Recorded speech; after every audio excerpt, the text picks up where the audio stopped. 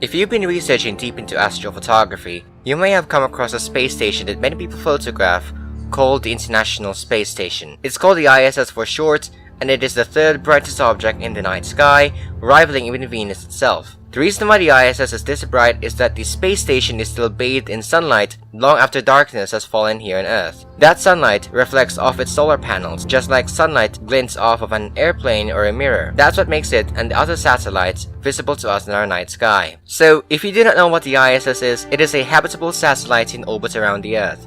It serves as Earth's only microgravity laboratory, and it was created in collaboration with NASA from the US, Roscosmos from Russia, JAXA from Japan, the ESA from Europe, and the CSA from Canada. And liftoff of Shuttle Endeavour with NASA's final space station crew compartment that brings a bay window view to our celestial backyard.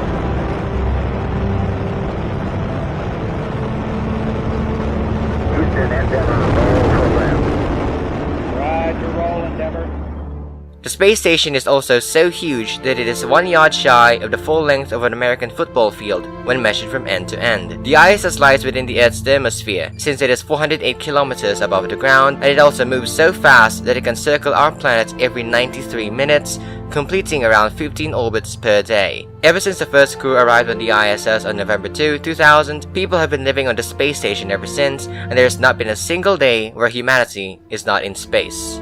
The space station also serves as a means for us to better understand space travel so that we can expand our frontiers out to the planets and the stars beyond.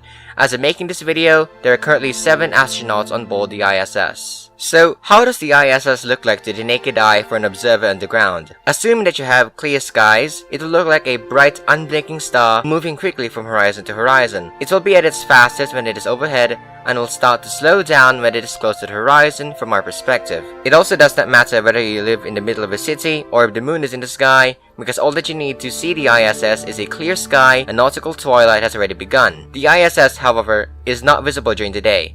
The space station is also only visible when it is still in direct sunlight, and its orbit shifts westward relative to the Earth's surface by the amount the Earth rotates during the revolution of the spacecraft. ISS sightings can range from 1 sighting a month to several per week, so you cannot see it all the time. There are already apps available that allow you to know when the next ISS sighting will be, who is on board the ISS, as well as where it is in its orbit. The app I use is called ISS Live Now, created by VKL Apps, and it already allows you to see the Earth from the perspective of the ISS in real time. The app provides you with real-time information about the location of the ISS and when and where the next ISS sighting will be. The app also allows you to have a virtual tour of the ISS and receive news of space-related events as they happen. I pretty much use this app to plan out my next ISS flyby shots and to keep in touch with space-related events. Another app I use is called Heavens Above, which also tells you when the next ISS sighting will be. However, unlike ISS Live Now, the Heavens Above app also lets you see every satellite orbiting the Earth and which ones will fly over your location. You can also use night sky emulator apps like Stellarium to visualize the path the ISS will take in the night sky. This will surely come in handy when planning your ISS flyby shot.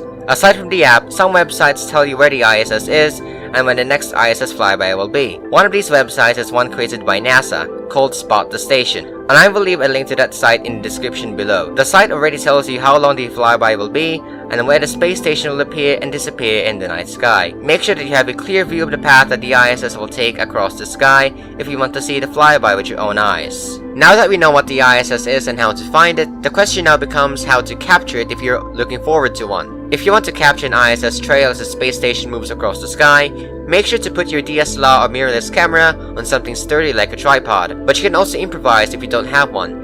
If nighttime has already started, but you're living in a very light polluted area like me, try to experiment with your camera settings to know which one doesn't just give you a white image. Capturing an ISS flyby means leaving your shutter open for around a minute or more, which increases the risk of ending up with a white image if you're in the city. So, before the flyby happens, make sure to experiment with your settings by adjusting your ISO and aperture to make sure that nothing becomes clipped. However, if you live in darker skies, then you have more freedom, but just don't use the maximum ISO of your camera. If you're using a smartphone, use the Pro mode of your camera, or better yet, the Starry mode or the light painting mode. That's because those modes would allow you to let your smartphone camera absorb more light for around a minute or more compared to what the Expert mode or Pro mode does for most smartphones. If you only have the light painting mode in your smartphone camera, use the Star Trails option if you have one. If you only have Starry mode, use that instead. Also, don't forget to place your smartphone on something steady like a tripod, because the slightest vibration will destroy your image. When you are ready to capture the flyby with your smartphone or DSLR or mirrorless, set up a self-timer of around 10 seconds or use a remote shutter to further reduce the camera shake. If your foreground looks overblown, simply take another shot of the foreground with lower camera settings and blend it with your ISS flyby shot. You can also take a dark frame after capturing the ISS flyby by putting a lens cap on the front of your camera and using the same camera settings you used to capture the space station. This creates a black image that contains any sensor or pixel noise you may have, and you can use this dark frame to make your image cleaner. Although it is not necessary to capture a dark frame, it is just up to you.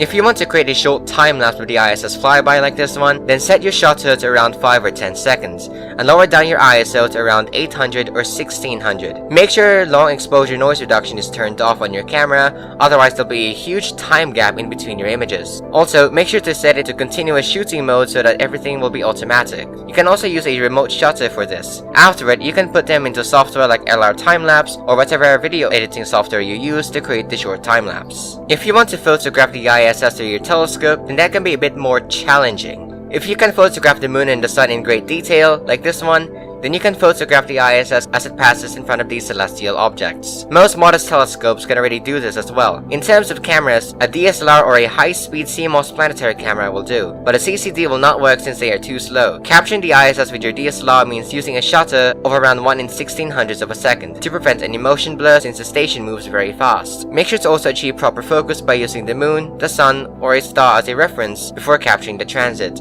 If you're looking to capture a transit with the ISS in front of the moon or the sun, then you should also consider how fast your camera can capture a series of frames during the transit. This means setting your camera to continuous shooting mode. If your memory card is too slow or you start capturing before the transit, then you might miss the transit itself. Also, never use video mode if you're using a DSLR or a mirrorless camera, since that will not work. On the other hand, capturing video recordings using a CMOS planetary camera will work, and there's not much to worry about there. Because the thing is, a DSLR or a mirrorless camera and a CMOS planetary camera are two different things. Which is why when it comes to capturing and recording using a CMOS planetary camera will work when it comes to photographing the ISS. But if you're using a DSLR or a mirrorless camera, never use video mode. A larger sensor may help to keep the ISS within your field of view as it moves in front of you. If you use a monochrome camera, you won't be able to capture the colors of the solar panels of the ISS. So when you start capturing the transit, make sure to time your shots properly to capture the transit. However, if you want to capture the ISS by itself, then do it when it's still close to the horizon. Like I said before, the higher above the horizon the space station is,